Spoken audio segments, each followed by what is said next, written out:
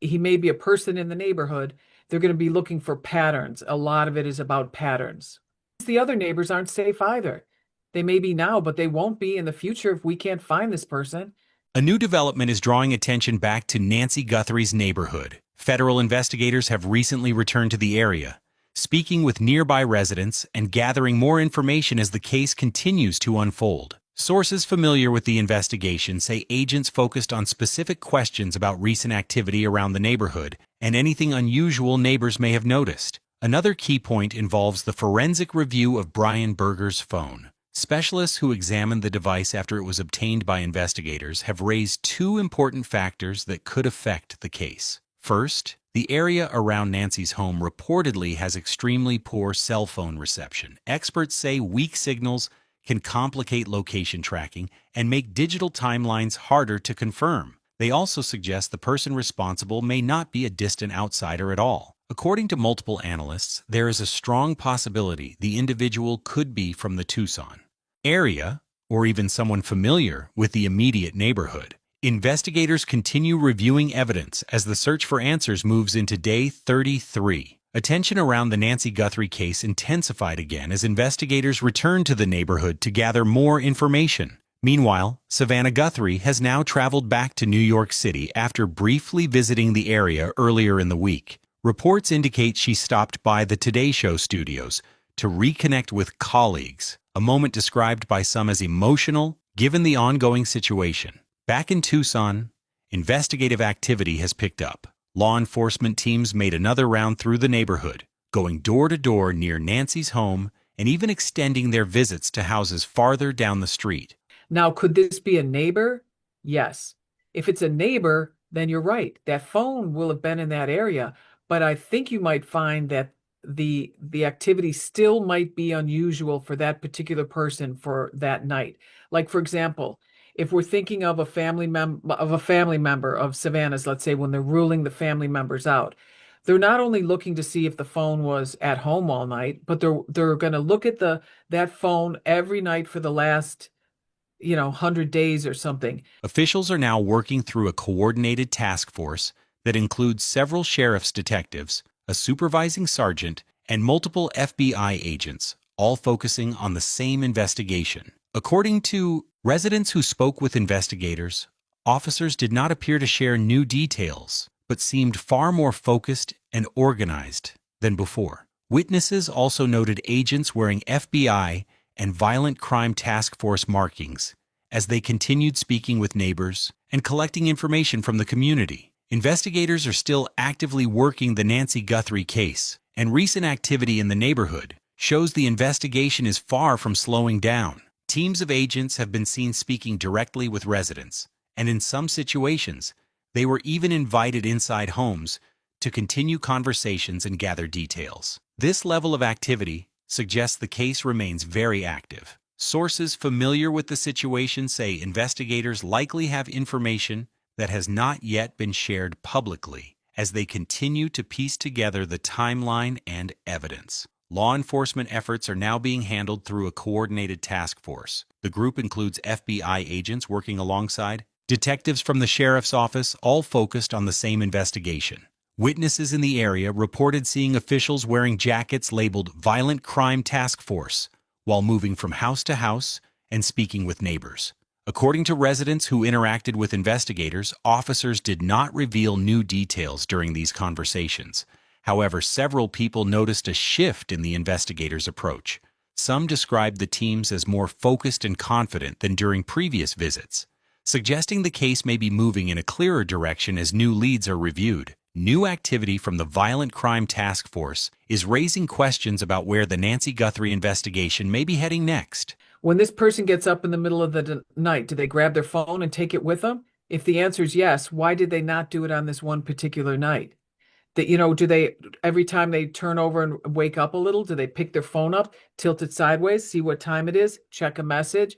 Yes. Why didn't they do it this night? It's this absence of normalcy. So even though he may be a person in the neighborhood, they're going to be looking for patterns. A lot of it is about patterns. According to law enforcement analysts familiar with these types of operations, task forces like this are typically made up of highly experienced investigators who focus on complex cases and follow every possible lead. Officials from the FBI and the Pima County Sheriff's Office are now working together within this group, combining resources and investigative tools to move the case forward. Experts say these teams are known for examining every angle and thinking beyond standard approaches when reviewing evidence. Residents who recently spoke with investigators said many of the questions sounded similar to ones asked earlier in the case. However, several neighbors noticed something different this time. They described investigators as more focused and more direct in their conversations. According to experts, that shift can sometimes signal that investigators are narrowing in on specific leads. When teams begin concentrating their questions in a certain direction, it often suggests that evidence may be guiding them toward a clearer path in the investigation.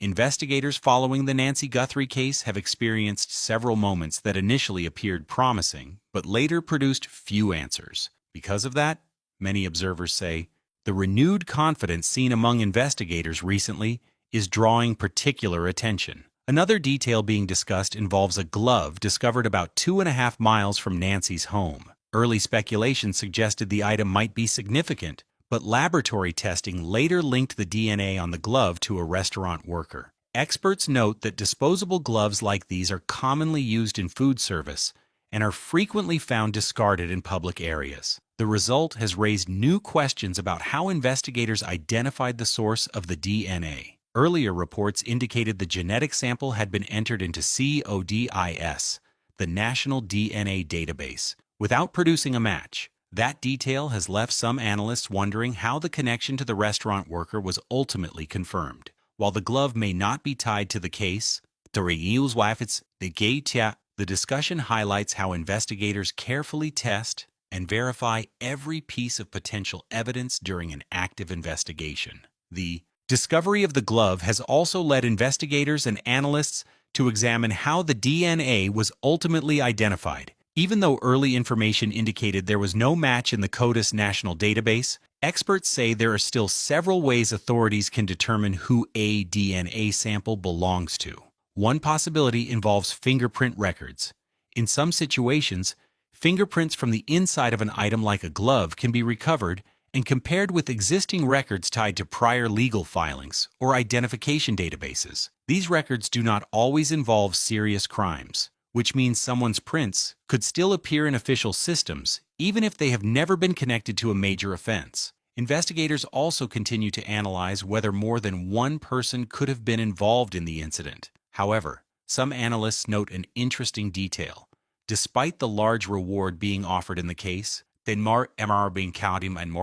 no accomplice or witness has stepped forward to claim it. That absence has led some observers to consider another possibility, that the situation may involve only a single individual rather than multiple participants. Authorities have not confirmed that theory, but experts say it remains one of several scenarios still under review. Another question investigators continue to consider is whether more than one person could have been involved. Experts explain that in cases like this, if multiple individuals participated, there are many reasons why someone might stay silent, even with a large reward being offered. Sometimes a person may fear being blamed for the entire situation, while others may worry about legal consequences or pressure from someone else involved. Analysts say these dynamics can make potential witnesses reluctant to come forward, especially if they believe they could face serious trouble themselves. At the same time, investigators are closely examining DNA evidence collected from inside the home.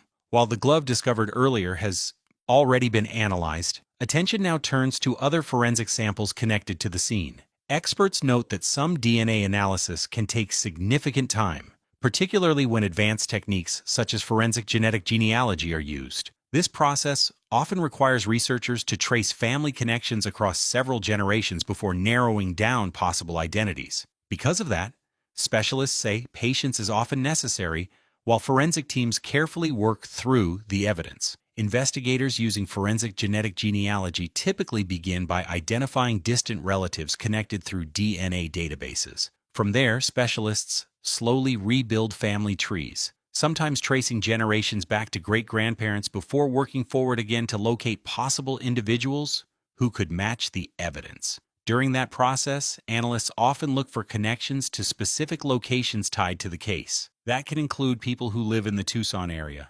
previously spent time there, or may have worked nearby. As the family tree becomes clearer, law enforcement databases can help narrow down potential names that fit both the genetic information and geographic links. However, identifying a possible person is only part of the process. Investigators must still obtain what is known as discarded DNA, items a person has thrown away that can legally be collected and tested. That final comparison is often required before authorities can confirm whether someone is connected to the evidence. Experts say the entire procedure demands patience and precision. Each step must be handled carefully so that any findings can stand up in court as the investigation continues. Digital evidence may play a major role in the Nancy Guthrie investigation. Specialists who analyze mobile devices have reviewed data connected to Brian Kohlberg's phone, carefully examining activity, such as tower connections and signal patterns.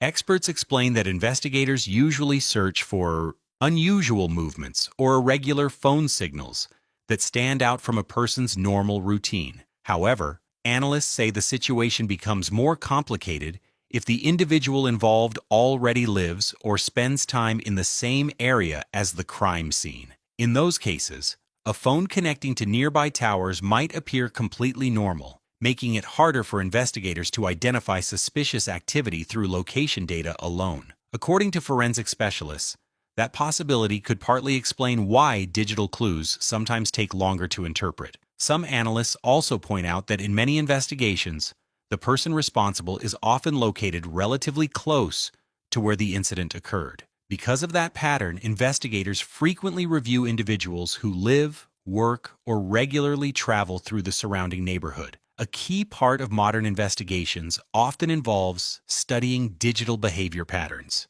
Analysts reviewing mobile phone data do not only focus on where a device was located during a specific night. Instead, they compare that activity with the person's normal habits over long periods of time.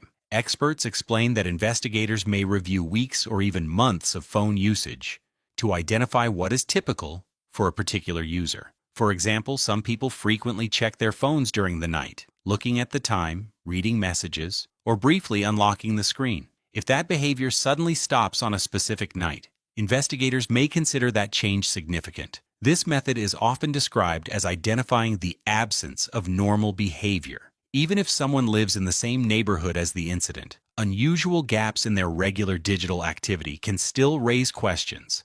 Analysts say pattern analysis has become one of the most valuable tools in modern cases because it helps investigators understand how someone normally behaves with their device. When that routine changes without a clear explanation, it may provide an important clue for investigators reviewing the timeline. For communities following the case, the possibility that someone familiar with the area could be involved remains unsettling. However, experts emphasize that identifying patterns and carefully reviewing evidence is a critical step toward eventually uncovering the truth. Behind every major investigation is a constant level of pressure that many people never see. Law enforcement officials involved in complex cases often carry the responsibility of protecting sources, managing sensitive information, and making sure every step of the investigation is handled carefully. Experts say investigators frequently worry about the safety of people who provide information and about whether each decision is being handled the right way. That responsibility can create a constant sense of urgency, especially when a case attracts widespread public attention. In the Nancy Guthrie investigation, another development is drawing notice. According to information reviewed by NCC News, several detectives from the sheriff's office have now joined the federal task force working on the case. The team currently includes 4 detectives and a supervising sergeant who are coordinating closely with FBI agents. The group is now operating out of the FBI's Tucson office, allowing investigators from different agencies to work side by side. Analysts say this kind of arrangement is often used in complex investigations because it allows teams to share resources, review evidence more efficiently, and move quickly on new leads. Specialized task force units are typically given a high level of independence so they can focus fully on the investigation and follow evidence wherever it leads. Investigations like the Nancy Guthrie case often depend on highly experienced task force teams working with focus and independence. Experts say these units are typically made up of investigators who are trained to follow leads quickly while minimizing outside distractions. When agencies work together in a joint task force, the goal is to keep communication clear and allow investigators to concentrate fully on the evidence. Analysts explain that reducing internal disagreements or unnecessary interruptions can be critical when teams are trying to solve complex cases. At the same time, outside organizations have also shown interest in helping search efforts connected to the case. One volunteer group has reportedly proposed a detailed search plan that includes trained canines, aerial support, and drone technology. According to sources familiar with the proposal, the group indicated they would prefer to coordinate any efforts with local authorities before taking action. Specialists say this type of coordination is important because law enforcement must carefully manage search areas to protect potential evidence and maintain the integrity of the investigation. For now, officials continue focusing on their active investigation while evaluating any additional resources that could assist in the search for answers. Public attention surrounding the Nancy Guthrie investigation continues to grow as activity around the neighborhood remains steady. While investigators focus on evidence and leads, the presence of media and observers in the area has also created a noticeable impact on daily life for nearby residents. Some neighbors have expressed appreciation that coverage is keeping the case in the public eye. In fact, one message placed near a memorial site in the neighborhood encourages reporters not to leave, suggesting continued attention may help prevent the case from fading from public discussion. At the same time, others living nearby have voiced concerns about the ongoing disruption. Residents have pointed to increased traffic, equipment, and aerial devices used by media crews as factors that have changed the normally quiet atmosphere of the community. Situations like this are not uncommon during high-profile investigations. When a case receives national attention, neighborhoods connected to the investigation can experience weeks of intense activity while authorities continue gathering information. Despite the challenges, investigators remain actively engaged in the case. Experts following the situation say the steady investigative work suggests authorities are still reviewing leads carefully rather than stepping away from the search for answers. Behind the scenes, large investigations often involve multiple teams working at the same time, each focused on a different part of the case. According to analysts familiar with law enforcement operations, investigators sometimes reduce public updates when they begin concentrating on specific leads. Experts say that when authorities appear quieter publicly, it can mean teams are deeply focused on reviewing evidence and following active trails rather than requesting new information from the public. This stage of an investigation usually involves careful coordination between specialized units. In complex cases like the Nancy Guthrie investigation, different groups often handle separate responsibilities. Some teams focus on digital evidence, such as phones and computers, while task force investigators concentrate on field interviews, surveillance, and physical evidence. Although these teams may work in different locations, they remain closely connected through regular briefings and constant communication. Specialists explain that when a new clue emerges, whether from forensic analysis or field work, it can quickly be shared across the entire task force, so investigators can respond immediately. A major focus in the Nancy Guthrie investigation involves the growing role of digital evidence. Investigators are closely examining mobile phone data to understand who may have been in the area around the time of the incident. According to specialists who work with advanced mobile device analysis tools, extracting information from phones can reveal valuable clues about movement, location patterns, and communication activity. These experts often assist law enforcement by analyzing devices and reconstructing timelines from digital records. One method frequently discussed is geofencing, a process that helps investigators identify phones that were active within a defined geographic area. In theory, this technique can highlight devices that were present near a specific location during a certain time frame. However, analysts say the process is not always precise. In this case, it raises error in this case in sky, Experts familiar with the neighborhood note that mobile reception near Nancy's home is unusually weak. Reports indicate that signals in that specific area can drop to very low levels, while service improves only a short distance away. That kind of coverage gap can complicate digital tracking efforts, since limited signal strength may affect how accurately devices connect to nearby towers and record location data. A deeper look into digital tracking methods is shedding light on how investigators may analyze phone activity around Nancy Guthrie's neighborhood. Experts who specialize in mobile device forensics say tools like geofencing and cell tower analysis can help identify devices that were active near a specific location during a certain period of time. Geofencing, once considered a powerful investigative tool, allowed authorities to request anonymous device identifiers connected to a defined area. Investigators could essentially draw a digital boundary on a map and review which mobile devices appeared inside that zone during a particular time frame. However, specialists say the process has changed in recent years. Some technology companies now store less location data on central servers, meaning investigators may not always receive the same type of records that were available in earlier cases. As a result, digital investigators often rely more heavily on alternative methods. One of those methods involves analyzing connections to nearby cellular towers. Each tower typically logs devices that briefly connect to its network. By reviewing those records, investigators can identify phones that were present within the tower's coverage area. From there, analysts work to narrow the list by focusing on devices that appeared in the area during key moments connected to the investigation. This approach allows investigators to gradually filter through large amounts of data while searching for patterns that may stand out.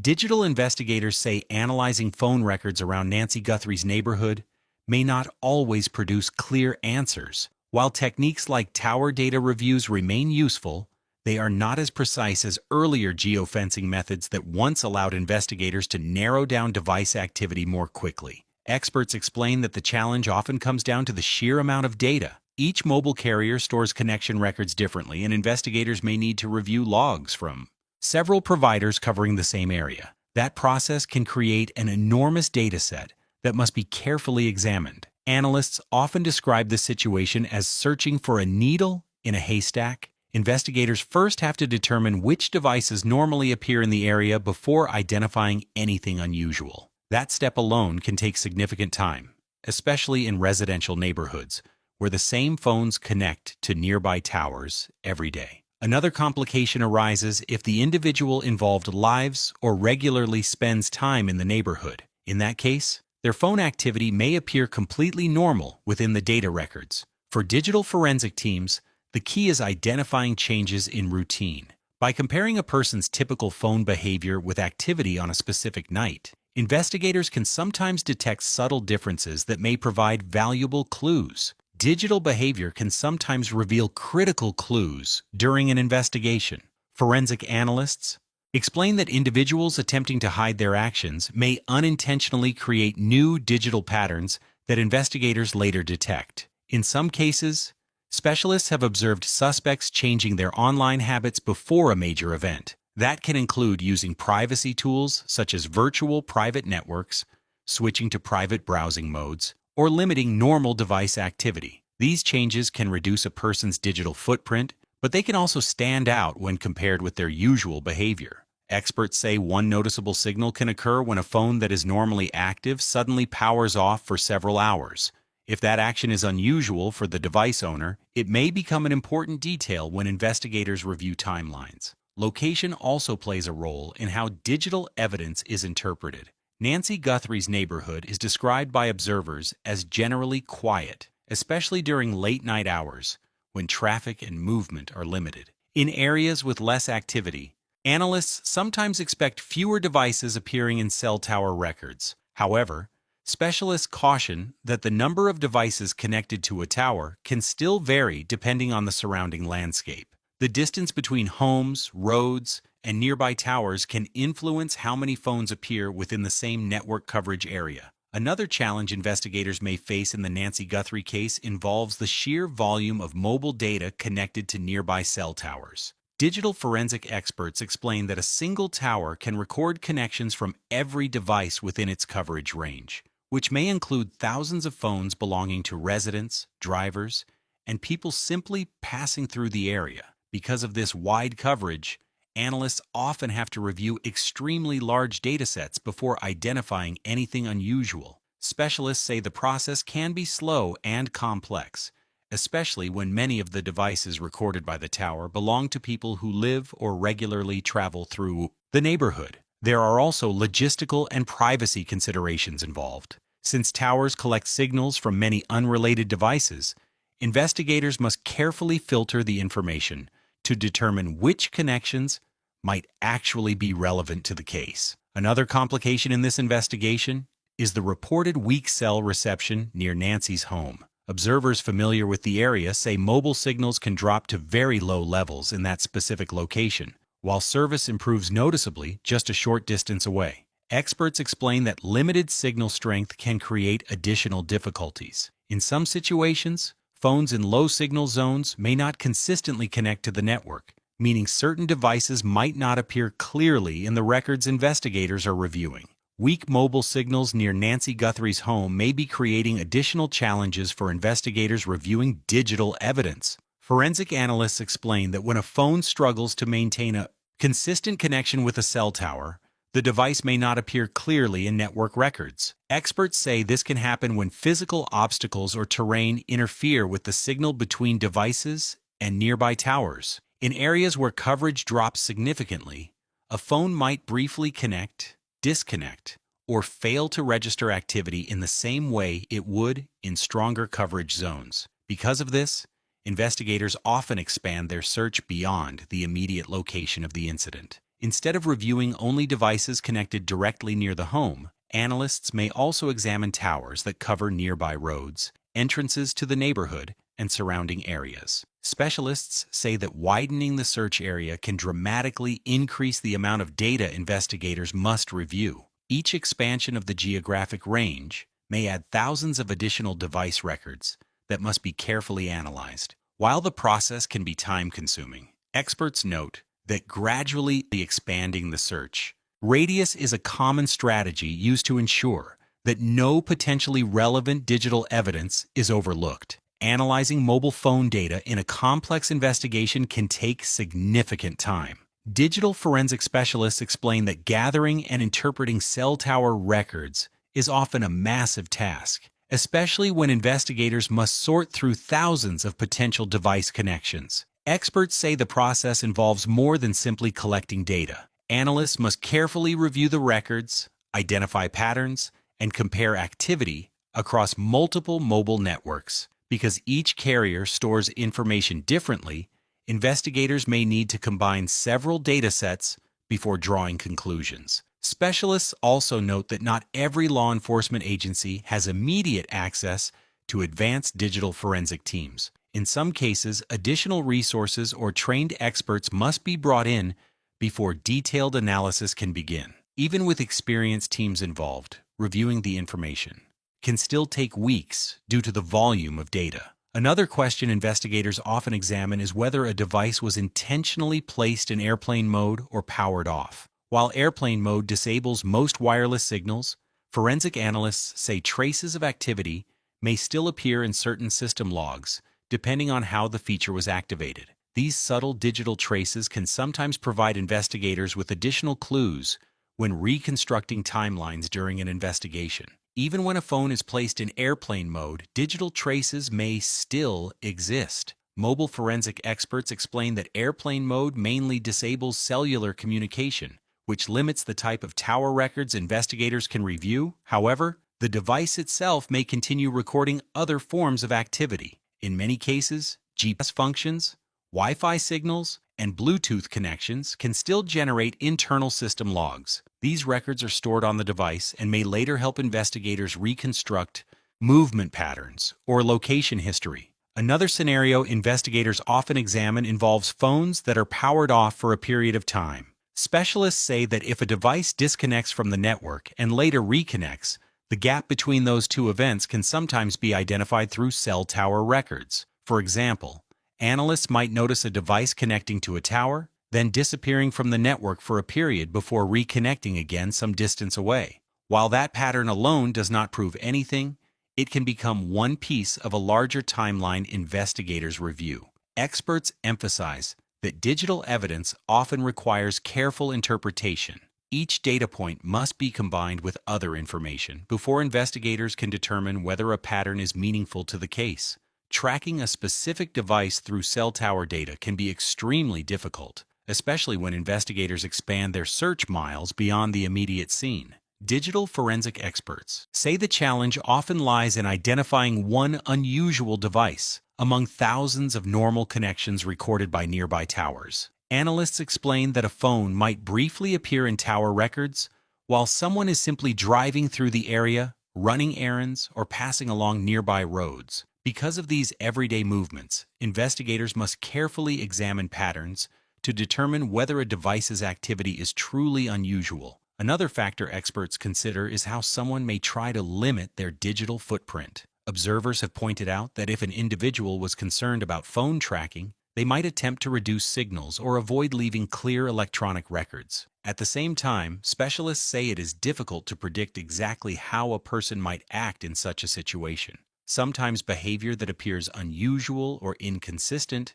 can make it harder to interpret what actually happened. Despite the complexity of digital evidence, experts remain confident that devices often store valuable information over time. Once investigators identify a potential suspect and gain access to a device, detailed forensic analysis can sometimes reveal the timeline and activity that occurred. Many people assume mobile phones can easily reveal someone's exact movements, but digital forensic experts say the reality is far more complicated. While devices generate large amounts of data, identifying one specific phone within that information can be a difficult process. Investigators must consider that most people carry at least one device, and many have several, including personal phones, work devices, or tablets. Because of this, geofencing or tower-based searches can produce enormous data sets filled with completely normal activity from residents and commuters in the area. Analysts also point out that modern technology constantly produces background data used for services such as advertising and location-based features. While this information exists in various systems, locating the correct data and confirming its accuracy within an investigation can take significant time and expertise. Beyond phones, investigators may also review other connected devices that could provide clues. In the Nancy Guthrie case, items such as wearable technology or home security systems have drawn attention.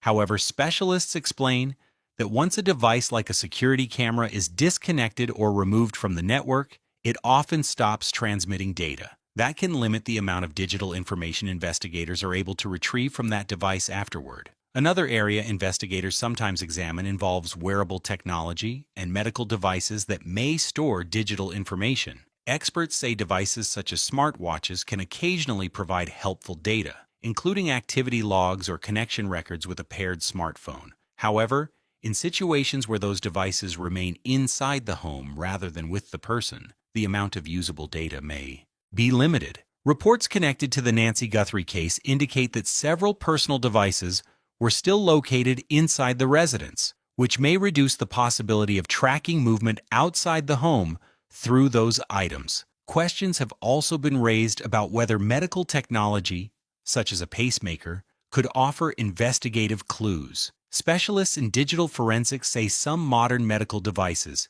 communicate with monitoring systems that allow healthcare providers to review certain health-related alerts. In most cases, though, these systems are designed to transmit medical information rather than location data. Experts note that privacy safeguards are built into many of these technologies, meaning they typically do not provide real-time tracking of a person's location. Investigators have also reviewed images connected to the case, where observers noticed an unidentified object near the suspect's pocket in one frame. Some viewers have speculated it could be a small communication device, though experts say it is difficult to confirm from the available footage. Another theory that has circulated involves the possibility of a signal jammer. Some observers have questioned whether a device like this could interfere with mobile signals or prevent phones from connecting to nearby towers. Technology specialists explain that signal jammers are designed to block wireless communication within a certain range. When activated, they can disrupt cellular connections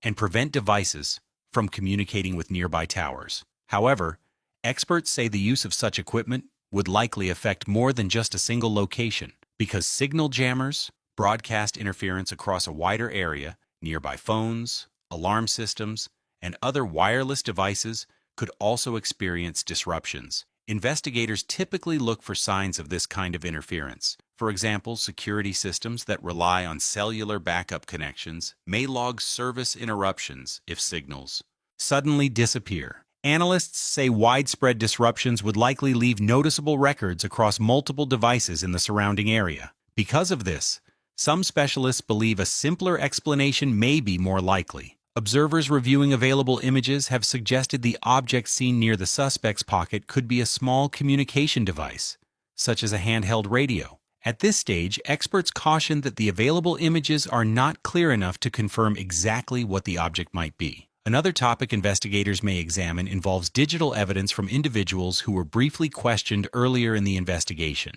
Reports indicate that two people were temporarily detained at different points during the case, though neither was arrested, and both have publicly stated they were not involved. Authorities did collect mobile phones from those individuals as part of the investigation. According to digital forensic experts, when law enforcement legally obtains a device, specialists often conduct a detailed review of its contents. That process typically involves analyzing files, system logs, location data, and communication records. Investigators may also examine internet searches, messaging activity, and other digital traces to determine whether there is any connection to the case. Experts explain that smartphones store location-related information in several different system files. Depending on the device type and settings, these records can provide clues about where a phone has been over certain periods of time.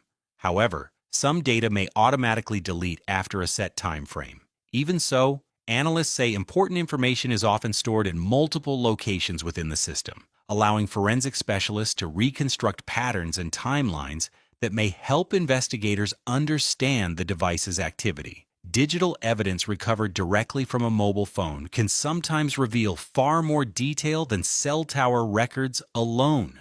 Forensic specialists explain that once investigators gain legal access to a device, they can review internal system data that may show location history, communication activity, and other behavioral patterns stored within the phone itself. Experts say this type of analysis can help investigators reconstruct timelines and verify whether a device was present in certain locations. Because much of this information is stored inside the phone, rather than with network providers, it can sometimes provide clearer insights once the device is in forensic custody. Another point analysts have raised involves the possibility that the individual responsible may already be familiar with the neighborhood. In residential areas, phones that regularly appear in local tower records may not immediately stand out during early reviews of network data. Investigators have also been examining other potential sources of information, including vehicle movements recorded by license plate recognition systems.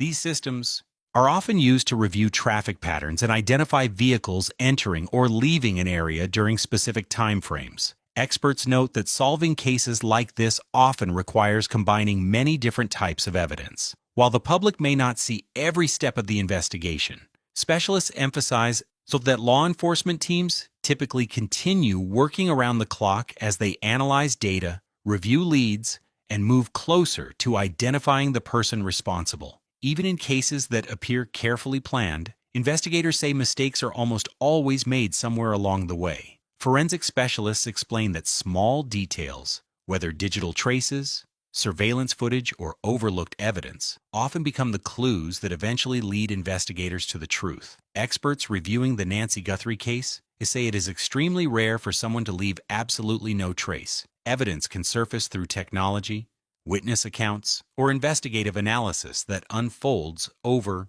time.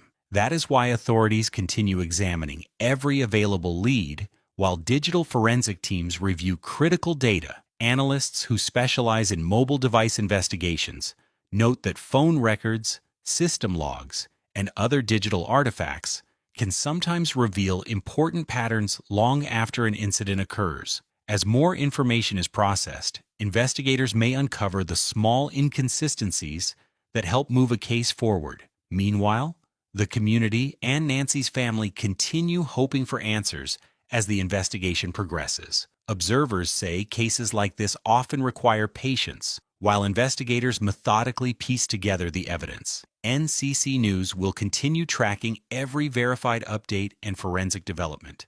Thank you for supporting and watching this news channel. With you was NCC News and your host, Jim Parker. Stay alert, stay informed, and let's keep pushing for answers.